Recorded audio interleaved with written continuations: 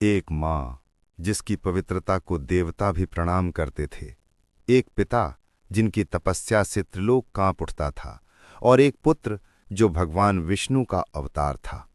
फिर ऐसा क्या हुआ कि उसी पुत्र ने अपनी ही माँ का सिर अपने हाथों से काट दिया।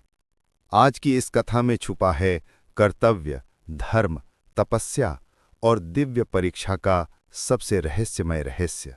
ये कहानी आपको उस युग में ले जाएगी जब एक निर्णय ने दुनिया को हिला दिया था, और जब एक माँ ने अपने बेटे के हाथों मृत्यु स्वीकार करके धर्म का सर्वोच्च उदाहरण पेश किया था।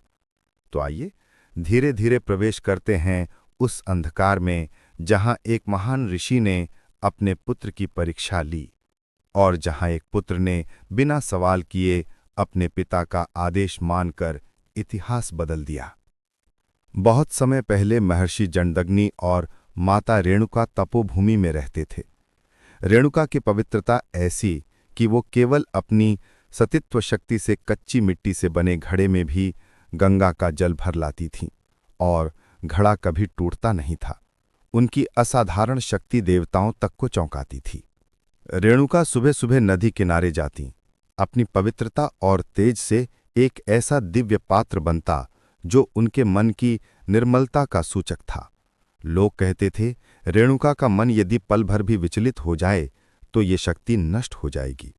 लेकिन कौन जानता था कि यही बात एक दिन इतनी बड़ी घटना को जन्म देगी जिससे पृथ्वी कांप उठेगी। एक दिन रेणुका जल लेने नदी गई। वो हमेशा की तरह घड़ा बनाकर जल भरने लगी, पर तभी आसमान से प्रकाश गिरा और उनके सामने नदी के उस पार गंधर्वराज चित्ररथ अपने गणों के साथ क्रीड़ा कर रहे थे। उनकी कला, संगीत और तेज इतना अद्भुत था कि एक पल के लिए रेणुका का मन चंचल हो उठा। बस एक पल, लेकिन यही पल सब कुछ बदल देने वाला था। घड़ा टूट गया। रेणुका की दिव्य शक्ति क्षीण हो गई। वो सहम गई, कांपते कदमों से आश्रम लौटी। महर्षि जमदग्नि सिद्ध महापुरुष थे। उनके पास दिव्य दृष्टि थी। उन्होंने रेणुका का क्षणिक मन विचलन देख लिया था। वो जानते थे कि सतीत्व का बल क्षणिक ढील भी स्वीकार नहीं करता। उनका मन क्रोधित नहीं बल्कि गहरा विचलित था। उन्होंने सोचा, क्या यह धर्म की परीक्षा की घड़ी है? परंतु उन्होंने एक ऐसा निर्णय लिया जो संसार को असहज कर देगा। उन्होंने अपने चारों बेटों को बुलाया। जमदग्नि बोले, तुम्हारी माता आज पतित हुई है। धर्म की रक्षा हेतु उन्हें दंड मिलना चाहिए। जाओ, उनका वध कर दो। पहला पुत्र चौंक गया। उसने कहा, पिताश्री, ये कैसा आदेश? जमदग्नि ने उसे शाप देकर अशक्त कर दिया। दूसरा पुत्र भी मना कर गया। वो भी शापित हुआ।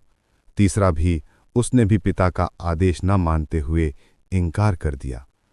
आखिर में उन्होंने अपने सबसे छोटे पुत्र राम परशुराम को बुलाया। परशुराम सामने आए।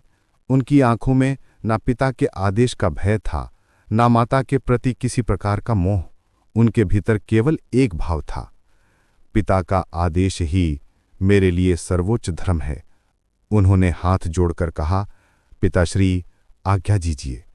जमदग्नि के शब्द गूंजे, रेणुका का वध करो। परशुराम ने अपने चरण पिताजी के सामने टेके और बिना एक भी प्रश्न पूछे अपना फरसा उठाया।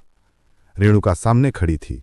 परशुराम आगे बढ़े, लेकिन उनकी आंखों में न कोई भय था, न कोई पीड़ा। मां मुस्कुराई, बेटा, मुझे तुम पर गर्व है। तुम धर्म की रक्षा कर रहे हो। मैं तुम्हारे हाथों मरकर भी अमर हो जाऊंगी। ये शब्द सुनकर धरा कांप गई। वातावरण मौन हो गया। परशुराम ने कांपते हुए विद्रोह संकल्प के साथ एक ही प्रहार में अपनी मां का शीश धड़ से अलग कर दिया।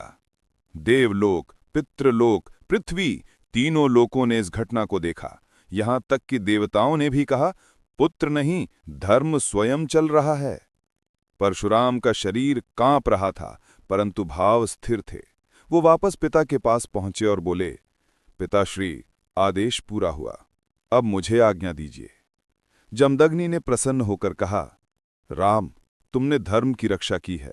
मैं तुम्हें वरदान देता हूं, जो चाहो मांग लो। परशुराम ने तुरंत कहा, पिताश्री, मेरे भाइयों को क्षमा कर दीजिए और मेरी माता को पुनर्जीवित कर दीजिए। जमदग्नि मुस्कुराए। वे यही देखना चाहते थे कि परशुराम का हृदय कठोर नहीं, दिव्य है। उन्होंने कहा, तथास्तु। परशुराम अपनी माता के शरीर और सिर को साथ लाए। जमदग्नि ने मंत्र पढ़ना शुरू किया। प्रकृति शांत हो गई, जंगल की हवा थम गई। फिर दिव्य ज्योति प्रकट हुई और रेणुका अपने पुत्र के चेहरे को देखकर धीरे धीरे उठ बैठी। उन्होंने परशुराम को गले लगा लिया। बेटा, आज तुमने केवल मेरे शरीर को नहीं, धर्म की मर्यादा को जीवित किया है। इस प्रकार जिस हाथ ने अपनी मां का सिर काटा, उसी हाथ ने उन्हें पुनर्जीवित भी किया। इस पूरी घटना में न क्रूरता थी, न पाप, न अनादर। ये था धर्म की परीक्षा, एक शिष्य की आज्ञाकारिता, एक मां का त्याग और एक पिता की तपस्या।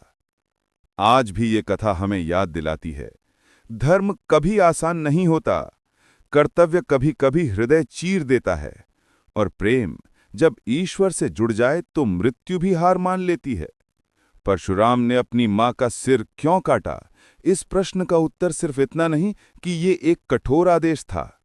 ये उत्तर है धर्म, साहस, संयम और सच्ची भक्ति का मिलन। इस घटना ने परशुराम को इतिहास का वो योद्धा बनाया जिससे स्वयं पृथ्वी तक थरथराई। तो दोस्तों, अगर आपको भगवान परशुराम जी की ये पौराणिक कथा पसंद आई है तो वीडियो को एक लाइक करें और हमारे चैनल पौराणिक कथा सागर को सब्सक्राइब करना ना भूलें। जय श्री कृष्णा।